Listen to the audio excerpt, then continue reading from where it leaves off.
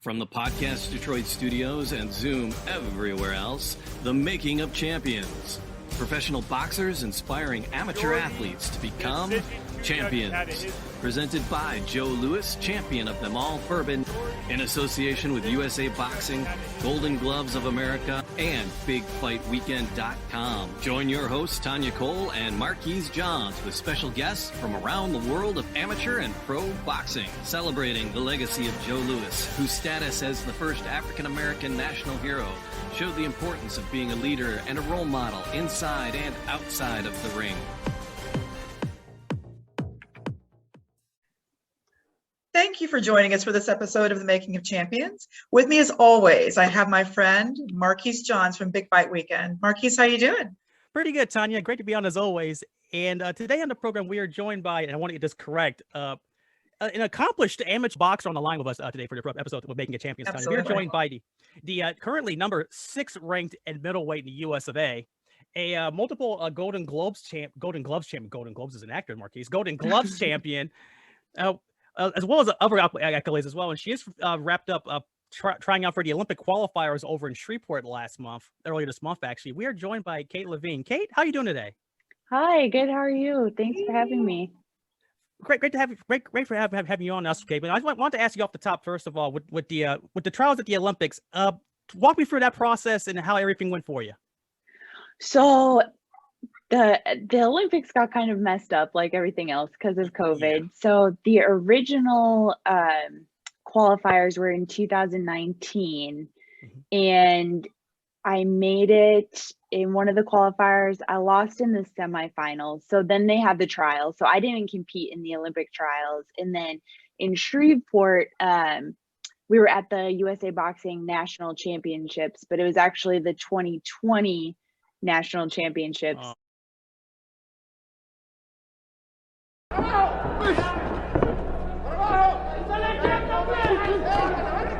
But they were in 2021. December, yeah. Yep. And I lost a close split decision in the quarterfinals.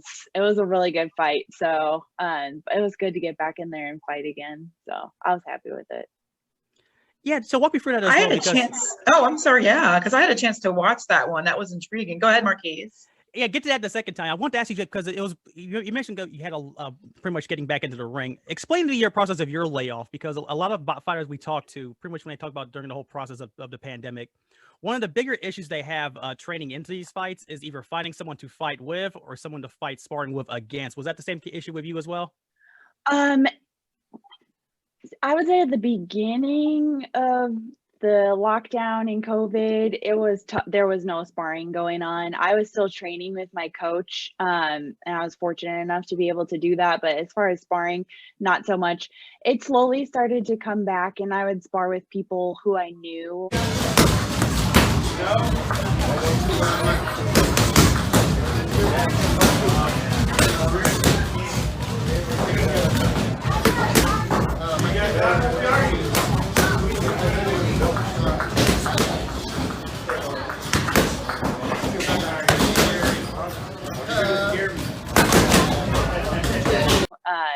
Friends of mine who box too, but mostly men, truthfully.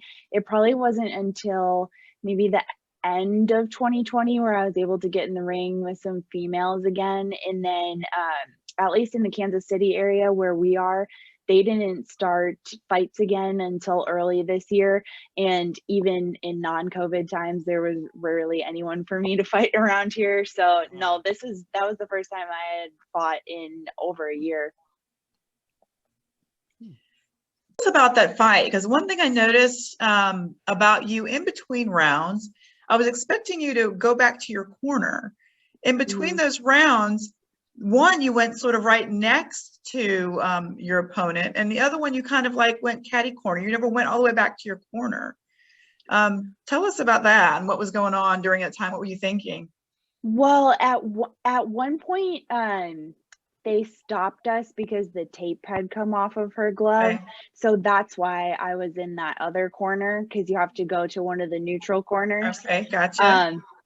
But I'm sure I was facing toward my corner to try to Okay. get some instruction. I was like, wait, she's taking a picture. Yeah. Yeah, so that's what happened that time. And then honestly, the other time, I don't know. I thought that I went back to my corner bolt in between the rounds. Well, that definitely was a fierce fight. What, in terms of training, I know that you talked about kind of who you were able to spar with. On the Liver Shot podcast, you talked a little bit about having trained this entire time. Like, you didn't really take a pause in training like most boxers have to. Can you tell us about that process building up to it? Yeah, so a part of that is just my personality. I've always kind of just been like that. Like, when something happens, I'm like, okay, great, see you tomorrow. Like, let's just keep going. I mean, we had a time where our gym was located inside of a bigger gym, and they decided that they didn't want boxing there anymore. And I told my coach, I was like, well, see you tomorrow. And he was like, well, where are we going to train? And I trained for my first national tournament in my living room. Like, I would just push the furniture out of the way, and that's what I did. So when this started happening, our gym is pretty small and he owns it. So we basically closed the blinds, and I was like, I'm just going to still go train, because number one, didn't have anything else to do. Number two, I figured it was a good opportunity to continue learning and getting better. So, I mean, I feel like I know some people didn't have a choice, and I know I'm fortunate that I can go to the gym and have that relationship with my trainer where it's just easily accessible. But if people had that opportunity and didn't take advantage of it, they should have. You're right about that. A lot of us did not take advantage of that. So we definitely, we definitely can appreciate that work and effort that you put in to that. So tell us about Pound for Pound Boxing Academy, and tell us about your coach. Yeah, so my coach, his name is Melvin Wesley, and he was an amateur boxer, a really good one. He doesn't fight anymore because he broke his hands several times. So he's coaching now, and he's owned the gym for, gosh, I don't know how long. It's been in a couple of places, over 10 years, I know that. So I've been fighting for him since 2017, and he's been the only coach that I have, and it's just him. I mean, some of the other fighters like me and some of the other people will kind of help out, especially with the kids and stuff, but he's our coach, and he's taught me everything that I know. So I'm really grateful to be there, and I've never considered gym hopping or all the other stuff that sometimes people do. So yeah, it's our gym's not very big, but it's really nice because we're basically like family. We do a lot of stuff together. Everyone works really hard. Everyone supports each other. So it's really cool. It's my second home. I thought I heard somewhere that you're the only female in this particular gym. Is that right? Correct. Yeah.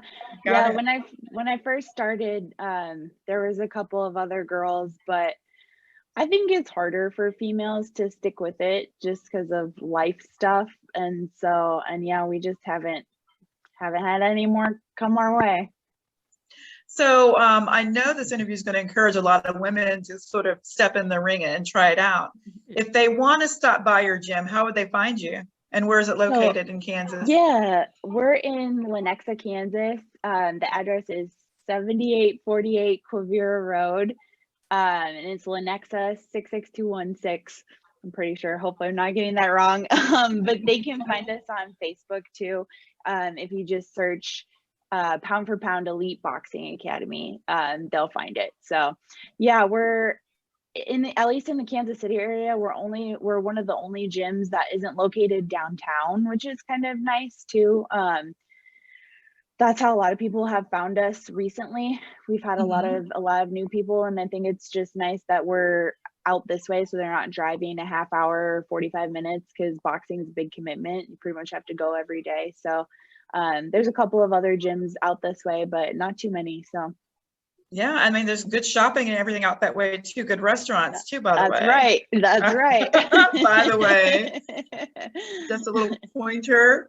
And so not only is he your coach, but he's now like your manager, because I know Mark, he's introduced you as an amateur boxer, but you're taking a big step now, aren't you? I am. I have my first pro fight on May 8th in Orlando, which I'm really excited about. And yeah, at least for now, just to start, to keep it simple and truthfully, because I trust that Melvin's not gonna give me fights that I'm not ready to take or anything like that. Yeah, he's doing my managing and my coaching. So we'll see how that goes. And I mean, especially when you first get started, there's not a lot of reason to have too many cooks in the kitchen. So I think this will be a good way to start. How do you know that you're ready for this next step? I know that you trust Melvin and all, but how do you know that you're ready? And we talked to a lot of boxers that have frankly said, some boxers maybe shouldn't take that next step, and they give us reasons why. Yeah. How do you know that you're ready for the next step? I actually think that I'll make a better pro boxer than an amateur boxer because of my style. And I also just trust my work ethic and that I'm going to train hard for it and do what I need to do, and also listen to my own body and know, okay, yes, you feel good about this. This is what we should do. So I think that I'm a smart fighter in that way. And especially for females, it's so hard to find fights anyway. I kind of feel like if we don't take this step, I'll probably be, especially at the rate we're going, because it still seems like this might be a slow year, I'm going to be fighting once, maybe twice a year, and I'm going to be 32 this year. So it's time to get going. See what happens. Your birthday is like the day before the bout, am I right? It is. I'm going to weigh in on my birthday. So that'll be nice. Get that birthday present early. Yep. Yep. I'm sorry about that, Marquise. Yeah, no, I just wanted to follow back on what you mentioned, because you wanted to be active this year, and obviously with the lack of opponents and everything going on, it's making it kind of hard. Just explain to everyone the process of that, because we had on a while back, Tanya, as you know, we had Rose on explaining to her how the lack of opponents pretty much in the tournament that she was in jumped her because of her weight class into the semifinals. Just explain to me, Kate, just that whole process and how hard it really is for women boxers to get actual fights in general. Yeah, so you're going against a lot of things. You're grouped by age to a certain degree, by your weight class, by how many fights you have. So you have to find somebody who's close to that. And then in a lot of these side shows, people don't necessarily want to travel, or for instance, one of the closest girls was in St. Louis, and I don't even know if she boxes anymore, but that's still 4 hours to come for a fight. So you're just not going to get people to commit to that all the time. And then once you've fought them once, maybe twice, how many times you want to keep fighting the same person? So basically what happens is you have to go to the national tournaments, which is fine. Those are fun, but they're also costly. And sometimes you do run into the same thing where there's maybe 4 girls in your weight class, in which case you're still, best case scenario, you're getting 2 fights. You're not getting 5 and 6 like a lot of the guys are at every tournament. So it's like a lot of men in the same weight class, or who would be basically the same demographic as me, may have 100 fights, 150 fights, whereas I could probably fight for 20 years and not get close to that. Gotcha. We're going to take a quick break here, and we'll be back with Kate LaVigne in just a minute.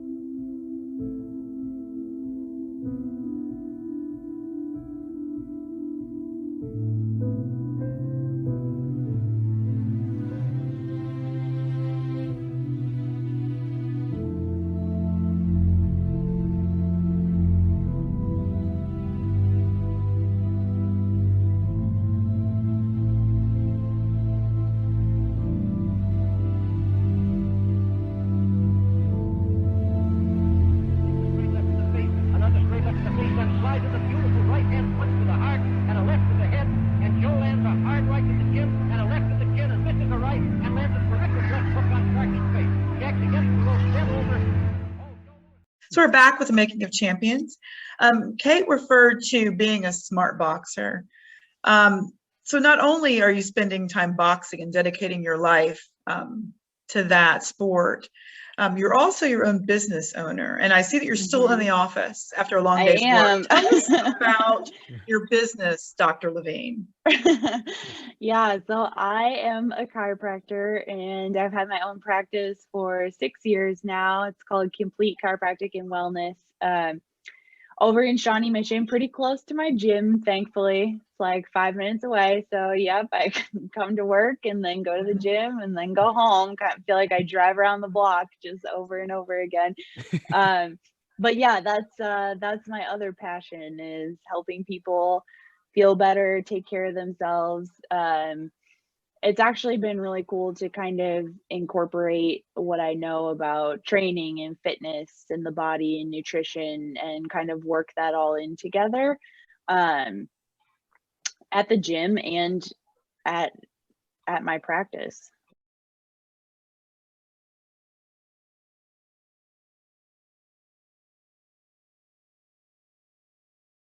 I feel like I can help people even more. Tell us more about that, because I was thinking about that as I was reading your bio, and I said, to me, it seems like she should have some sort of advantage in the ring, knowing a lot about body mechanics, how the body moves and how it doesn't want to move. Tell us about your understanding and philosophy regarding your practice and how you approach boxing. Yeah, so I think the way I approach my practice is, a lot of times people will say things like, oh, once you go to the chiropractor, you have to keep going forever and all this stuff. Or sometimes they'll say, oh, I went and it didn't help. But it's kind of the same. I can do about 20% of the work and the other person has to do about 80% of the work. I can't control what you do at home. So if you come in and we're making sure that your body is moving well and is aligned how it's supposed to be, we're doing some therapy techniques for you. I can give you exercises to do at home. I can give you nutrition tips that are going to make you feel a little bit better. I can refer you to other professionals, whether it's massage, acupuncture. But if you don't do that work, or if you go back to doing whatever you were doing that got you in the situation in the first place, I can't really control that. And I kind of feel like the same is true for boxing. I can learn probably 20% from my coach, but then I have to do the work. I have to do the other 80%. I have to make sure that I'm eating healthy and getting rest and going on my runs. He's not going to follow me when I'm going running, So in that way, it's kind of at least when I tell my patients that and explain that to them, I know what that feels like. I know that, yes, this is true. You have to put in the work. It's true. There's no sort of cutting corners when it comes to that at all. No. So along with sort of nutrition and things like that, what kind of guidance do you think that, and because I don't know if you do offer that, do you offer any guidance to those members of your gym or to other boxers? When they ask for it, okay. Sometimes when I go to the gym, I try to keep those things separate. Like, I don't want to come in the gym and be the gym chiropractor. And okay. Yeah. If they want to come to me in my office, I'm happy to do that. And occasionally we have a little mishap where somebody needs some help. And so I feel like I almost switch hats, I guess, and I'll come in, and if someone asks me a question, I try to answer it as a fighter. Like, if it's about nutrition, I'm like, oh yeah, I know this is hard, rather than giving them like a more scientific reason or a lecture. So I kind of try to adapt a little bit so that it doesn't feel like I'm doing that all day long. Okay, that makes total sense. I was thinking like more on a sort of a business level. I was like, well, I wonder how she could capitalize upon this. Oh, because I wonder like how many boxers after matches could like get a massage or get a realignment. Yeah. Okay, I understand what you're asking. So no. I loved your answer. I was just in my mind always thinking about like Yeah, I definitely have my business cards in our gym. There they are. Yep. Honestly, it's funny. I think I get more business from like the fighters' family members, like the kids' parents and stuff like that. I would say I can get more business from there, but definitely a lot of my business comes from the boxing world. Okay. And even other people I know from other gyms who refer me people. I used to teach a class at Title Boxing Club when that was open in Lenexa. So a lot of my patient base is from there. I feel like it gives people, they feel like, well, I knew what I was talking about before, but I feel like they think I know what I'm talking about because they're like, oh yeah, she's active and knows what she's doing. She can help me out. So it gives me a little bit of an advantage there, but also just being around more people and being able to talk to them and being in situations where people are like, oh, my knee is kind of hurting today, or, oh, I can't lift that, my back's hurting. And it just gives you opportunities to talk about it kind of naturally, which is nice. And then like, hey, my card's over there, come on in. There you go, grab it. Yep. I know you referred to the kids' families and their parents and things of the such. And you referred to as hashtag Queen LaVigne. I saw lots of pictures of you with a lot of the younger boxers in your camp. Yeah. What has been, or what do you think has been your influence on those younger boxers? Because I can kind of tell in their eyes that they look up to you almost as I know it's not a replacement for mama, but as a mama figure, a leader. But you tell us, what is that like to have that in the camp? It's funny to me because I don't have kids and I'm not like a real big kid person. I wouldn't call myself that anyway. I can tell by the pictures. I know. But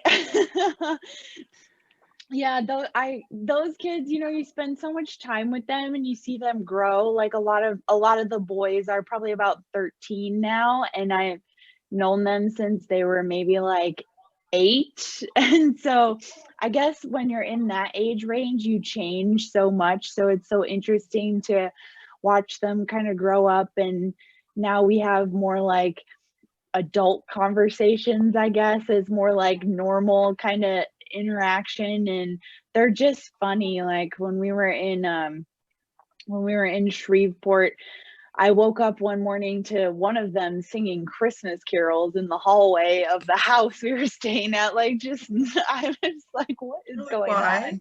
But yeah, they're fun. And I think, I would say I keep us organized in the gym. And I think they know if they have an issue or if they can't find something or they need help with something, they can come to me and we'll just take care of it real quick. And I understand what it's like to be a fighter, but also another adult in the gym, where I feel like they're like, okay, we're not going to get in trouble if we ask her. So it's just kind of, we have this like nice little relationship where it's like friends and adult at the same time. Do you think as they get older that any of them might intern at your practice one day? I don't know about that. No one has expressed any interest in that. Really? That's surprising. Surprising. Every once in a while, they'll have like some sort of argument about something science related, and they'll come to, well, let's ask Kate. She'll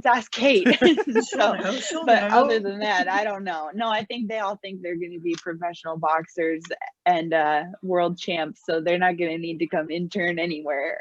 Okay.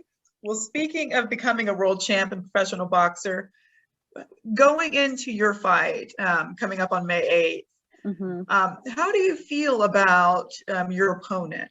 Because from what I understand, that she's fought one other professional battle, and then she's got some UFC experience there. So tell us about that matchup and what are you thinking about that? Yeah. So I think it'll be really good for my pro debut. I know that the girl she fought in her in her pro debut was a really good amateur boxer, and she hung in there with her.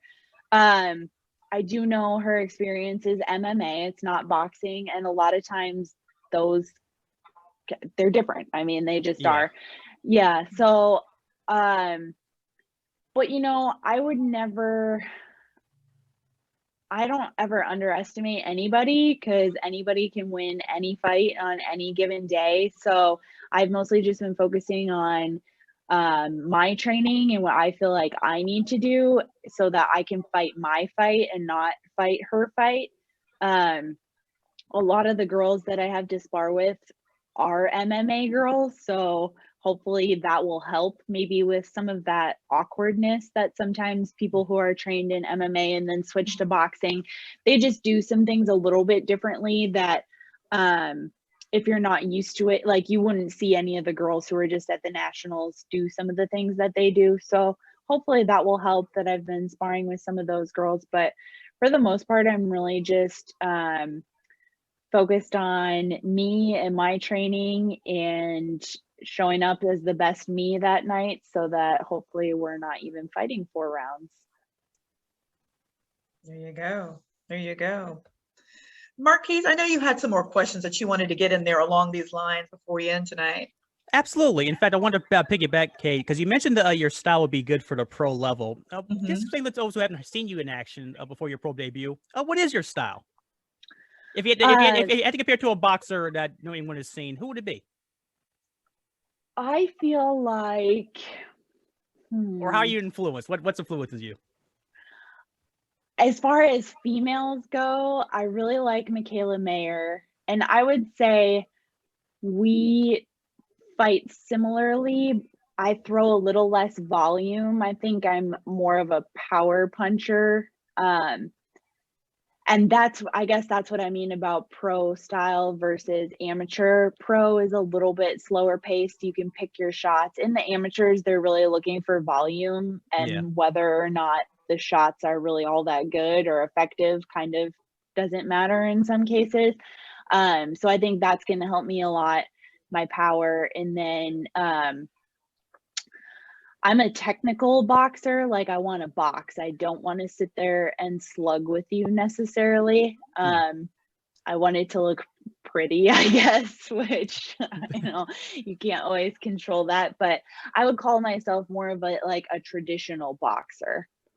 Okay. No, well, as the saying is, Kate, is hit and not be hit. It's not just a Rocky cliche. It's the way of life in boxing. It really is. Right. Yeah. And you mentioned Michaela Mayer, the current, I think she's the WBO featherweight champion, I want to say, at 130 currently. Yeah, I think that's right.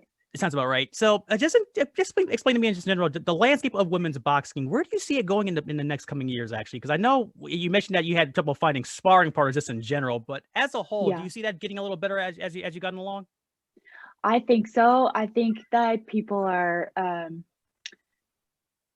women are getting more into it and are just,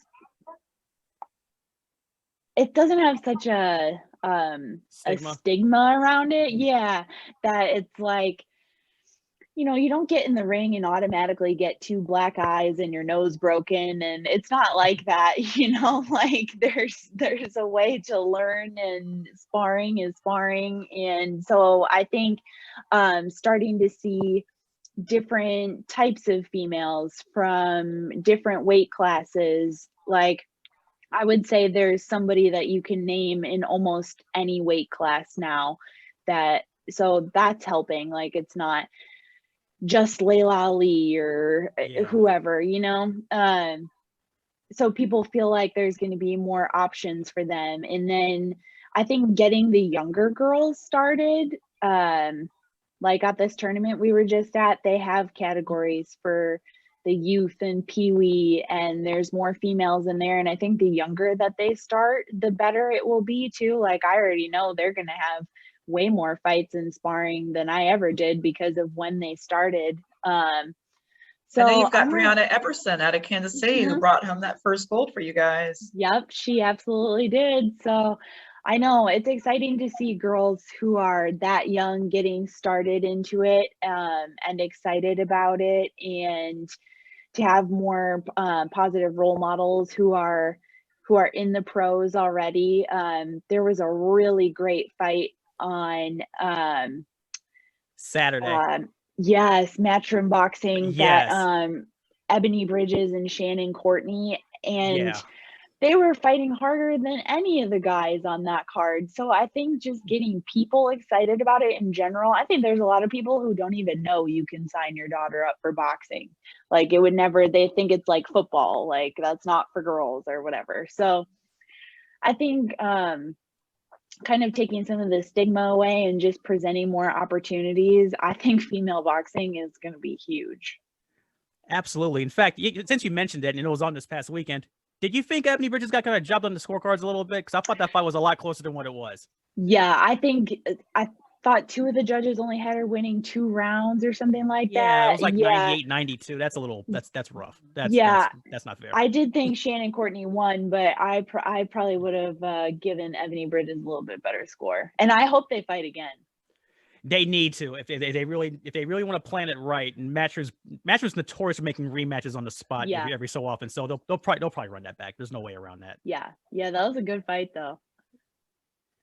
I know that you have been chatting back and forth on social media with a couple of ladies that we've talked to, and there's a quote that's on your Facebook page, I think, and on your Instagram. The conversation is different when you're around people trying to be the best that they can be in and out of the ring. Mm-hmm. Tell us about your relationship, or how do you know Morgan Farrel and Nita Ibarra out of the engine room down in Tulsa? I know you've been chatting and saying congratulations to one another back and forth. Tell us how you know those ladies, because we've had the pleasure and honor of speaking to those 2 ladies on the show as well. Yeah, they're both great. Nita, I don't know as well. I just know that I've seen her fight. Right. She fought in Kansas City maybe a month ago against one of the girls here. And then I know she just had a really great couple of fights at the Nationals. She was in the finals and she did a great job. And then Morgan, I had a chance to spar a few times when she was living in Oklahoma. She came up here and then she recently moved up here. So we just started sparring again, which I'm really excited about because we're about the same weight right now. She fights lower weight class than me, but she's really good sparring. And yeah, it's just nice to have other females to spar with who you can talk about what it's like to be in the gym with all guys, because everybody's kind of in the same boat, and not have other girls to spar with. But also it's been my experience that we spar and then afterward we talk about you know, what else we've got going on, jobs, just gym stuff that we wouldn't talk about with anybody else. So it's always kind of nice. It's always really friendly, and it's just good to have other females to spar with, especially in the boxing world and not just MMA. But yeah, they're both great, and I'm excited to see what they've got coming up and what they do with boxing. Yeah, I think Nita's ranked 2 in her division, her weight class, and I think Morgan has a fight that's possibly coming up very soon. Yeah, I hope so. I know she's itching to get back in there too. So yeah, definitely. Any last thoughts or questions, Marquise, before we close it out?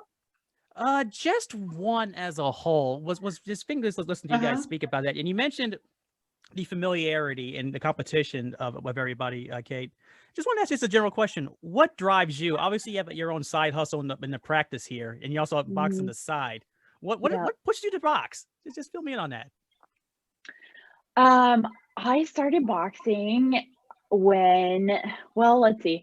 I started going to Title Boxing Club just to work out. I was in school working on my doctorate. Just had a bunch of life stuff going on, and I was like, okay, I'm gonna get back in shape, lose weight, whatever. And I met Melvin there because he used to work there. And one day I was the only person who showed up for class. So he had me get in the ring and hit mitts. And I was like, oh, this is kind of fun. And so I started doing that with him.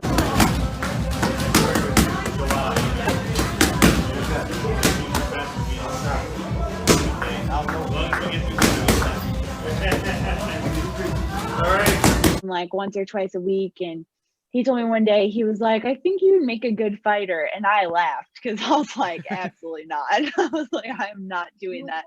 I'm a chiropractor. I need my hands, not doing it.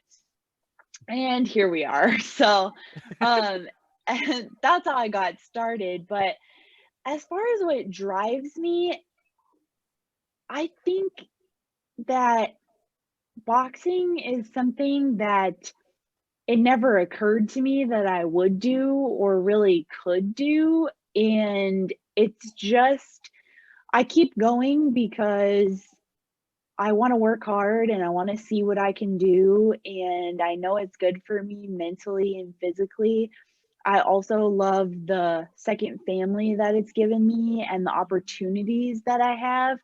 And I feel like when you get these chances in your life, like, and life is so short, take them, see what happens. I mean, nothing bad is going to happen. It's just going to be an experience, and you can always change your mind, and you can always take a different route. You can always stop. You can always figure something else out. So right now, I just love it so much, and it brings so much joy to my life that it's never a chore to go to the gym or to put in the extra hard work. It's just what you've got to do, and it's because of a choice that I made, and it's something that I want to do. And so I just do it, and it makes me happy. It's part of my day, and I can't really imagine not doing it, at least right now.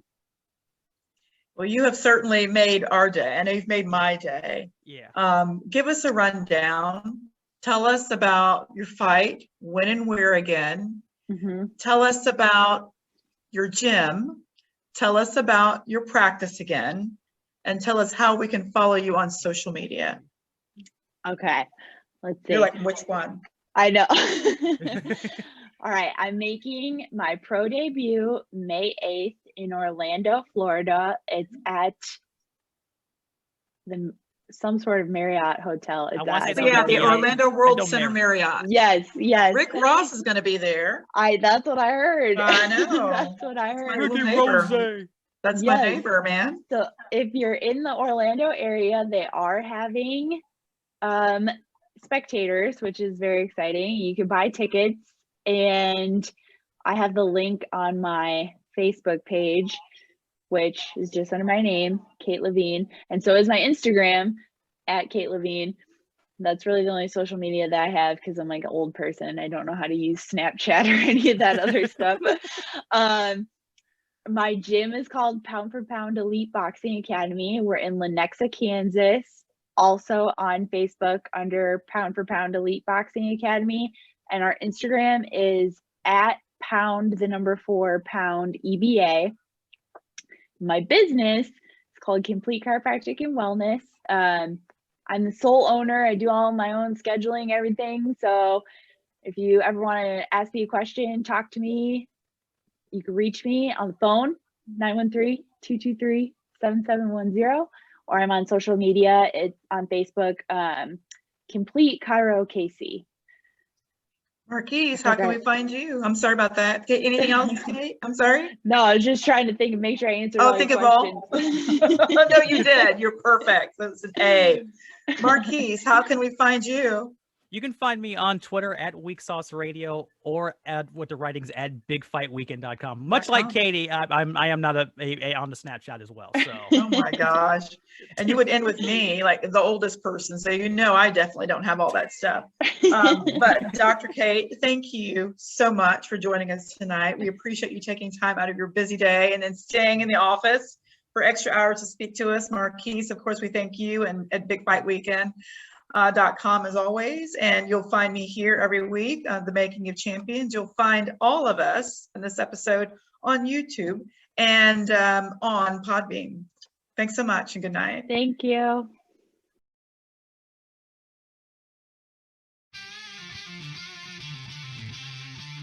Well, let's say hello to senior writer, BigFightWeekend.com, Marquise John.